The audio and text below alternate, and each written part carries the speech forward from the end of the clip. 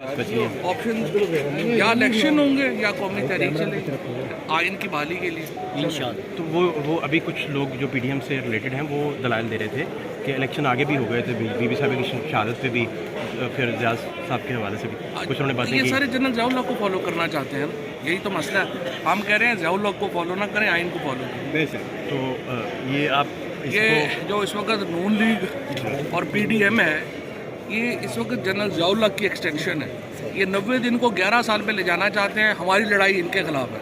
अब देखते हैं जमहूरियत जीतती है या ये जनरल ज़ियाउल हक की लेगेसी जीतती है। वो कल जावेद चौधरी साहब ने दोबारा एक कॉलम लिखा। वो बाद में करता हूँ वापसी में।